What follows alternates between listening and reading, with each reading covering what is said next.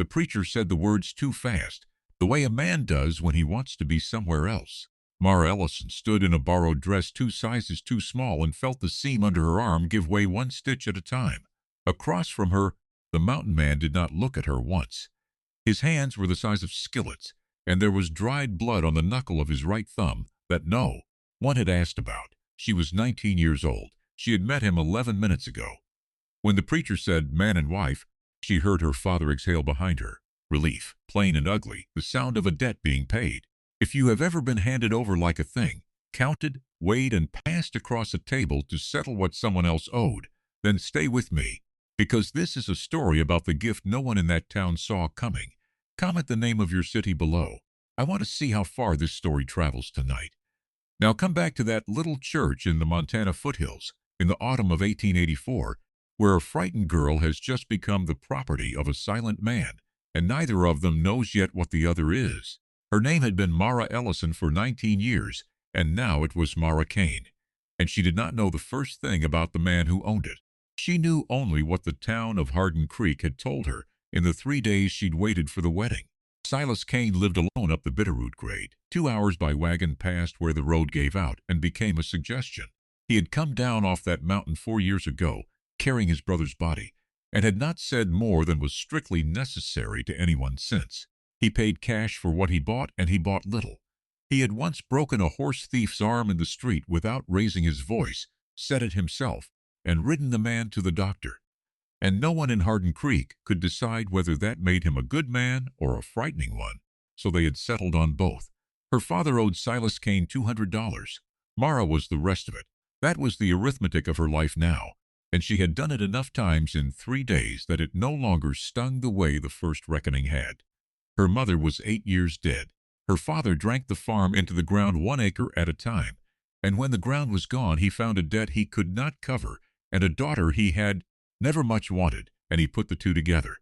She had learned a long time ago that arguing with him only gave him the pleasure of explaining why he was right, so she had packed trunk, a wooden box of her mother's recipes, written in a hand that grew shakier toward the back of the book, a cast iron pan she would not leave behind for anything, and she had stood in the church and married a stranger. She felt the town's eyes on her the whole way down the aisle and out of it.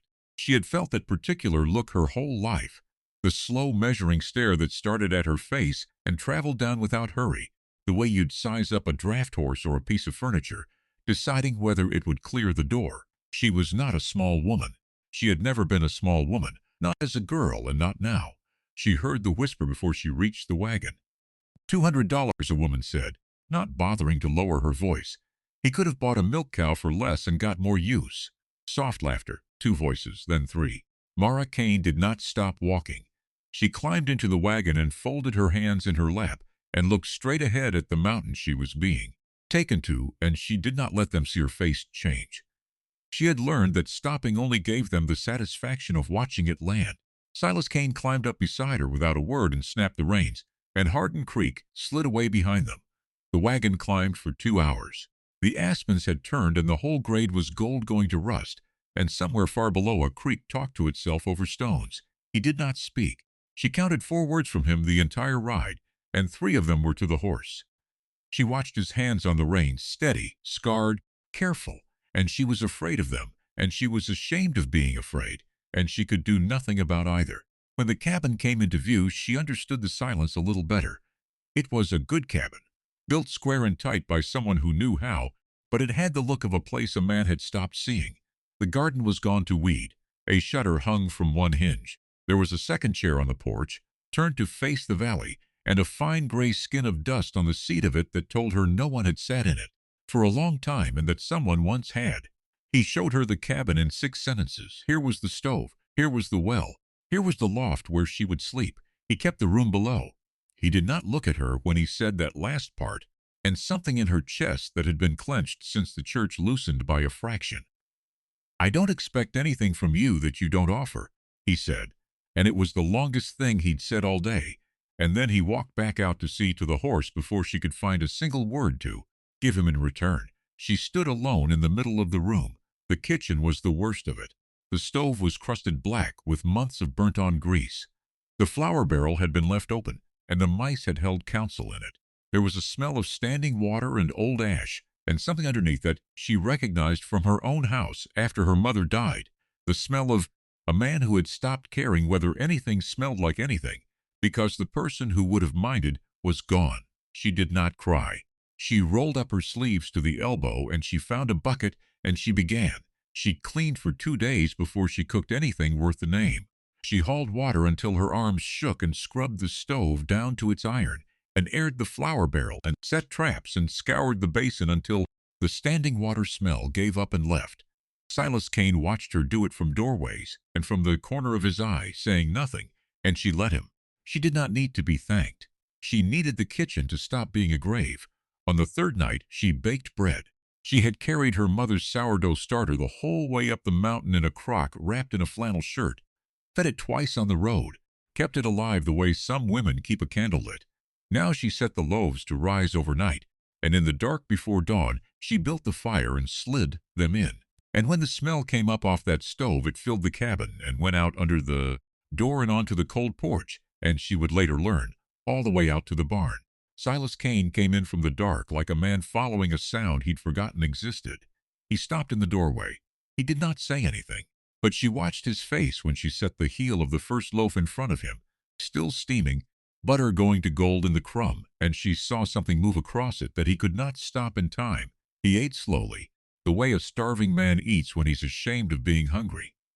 When he finished, he sat at the table longer than the meal required. Then he got up, and without a word he went out and split kindling until it was light. And when she came out to the porch, there was a stack of firewood by the kitchen door that had not been there the night before. Neither of them mentioned it. That was the beginning. She learned the shape of him slowly, the way you learn weather. He was not cruel. She had braced for cruel and gotten something else entirely. A man fenced off behind 4 years of not speaking fair to the bone and frozen solid. He paid what he owed. He kept his word. When she told him the well rope was rotted through and would drop the bucket within the month, he did not argue that he knew his own well. He replaced the rope the next day. She had spent her whole life with a man who could not bear to be told anything. This was a different country. She found the room at the end of the second week. She had been looking for a place to store the winter squash, and she opened a door she'd assumed was a closet, and it was not a closet. It was a small room swept and dusted and kept, the one clean place she had found in the entire cabin besides what she'd cleaned herself. A narrow bed made up tight, a child's wooden horse on the sill, the paint worn off its nose from handling, a man's coat on a peg too small for Silas by half, and on the wall a charcoal drawing of 2 boys, one tall and one small, done by someone with a real and untaught gift. She closed the door very quietly, and she did not ask him about it, because some doors a person has to be ready to open, and it was not hers to open for him. But she understood now. The second chair on the porch. Winter came down the mountain early that year and hard. The first blizzard arrived in the 3rd week of November and shut the world down to the 4 walls of the cabin and the path to the barn, which Silas roped so neither of them would lose it in the white. They were 3 days snowbound with the wind screaming against the north wall, and it was on the second night, with the fire low and the storm sounding like a living thing trying to get in, that he finally spoke. He had been mending a harness by the firelight, and his hands had gone stiff. "My brother drew that," he said. He did not look up. "The one in the room you found." She set down her sewing. She did not say she was sorry, because sorry was a word people threw at grief to make it smaller, and she would not make his smaller. She waited. "Daniel. He was 14. The fire popped.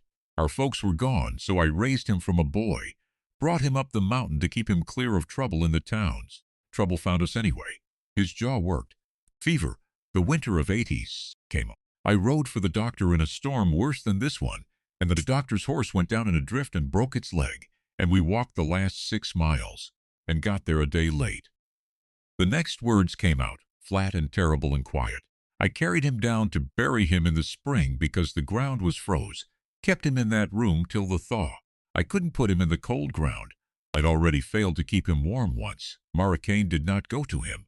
She did not reach for him or fill the silence or tell him it was not his fault, because he had heard that and it had never once helped. She got up, and she put another log on the fire so the room would not be cold, and she sat back down near him, not touching, just there, close enough that he could feel another living person in the room with him in the middle of the storm. She stayed. That was all. She stayed, and she let it be exactly as large as it was, and after a while his hands picked the harness back up, and something in the room had changed and would not change back. The thaw, when it came, brought the trouble down the mountain with it. His name was Royce Tate, and he held the paper on the Bitterroot grade, or claimed he did. A land speculator out of the territorial seat with a clerk, S-hands, and a banker's smile, who had been buying up grazing rights along the creek while honest men were snowed in and unable to file. He came up the road in April in a fine buggy with a deputy beside him and a writ in his coat, and he stood in Silas Kane's clean-swept yard and explained with great courtesy that the deed Silas held was clouded, that a filing error 4 years gone had never been cured, and that the land would revert to the territory and be sold at auction in Hardin Creek in 2 weeks' time unless the debt and the fees and the fines were settled in full, $800. He named the figure the way a man names a price he knows cannot be met.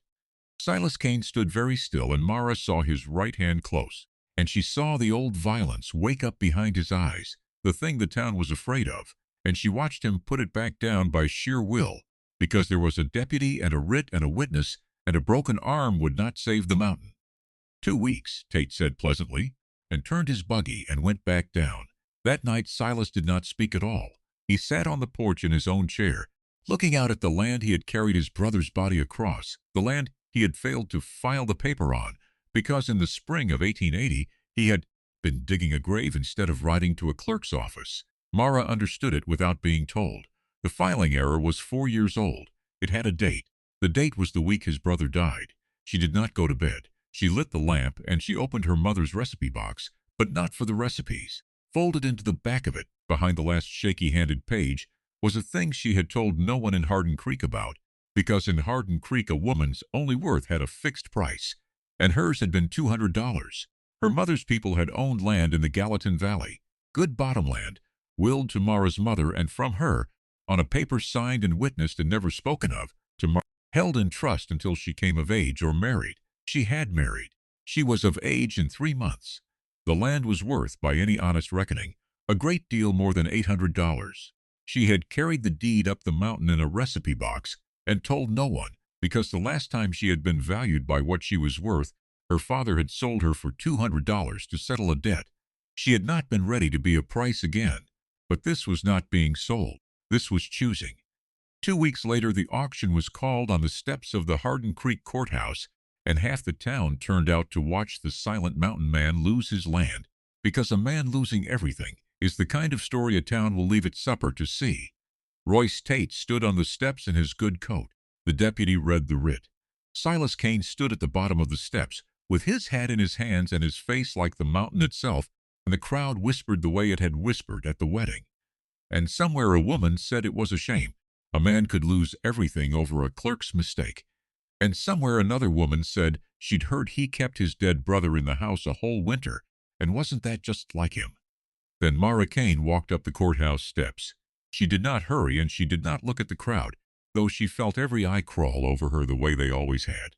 She walked up past Royce Tate, who had begun to smile at her the way men smiled when they thought a woman had come to beg, and she handed the deed and the trust papers to the clerk, and she said, in a voice that did not shake, "I'd like to settle my husband's account, in full, and I'll thank you to enter my title to the Gallatin bottomland into the territorial record while I'm standing here, so there's no clouding it later."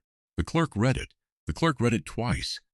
Royce Tate's smile went somewhere and did not come back, because the value of the land she had just put on the table did not merely clear the $800.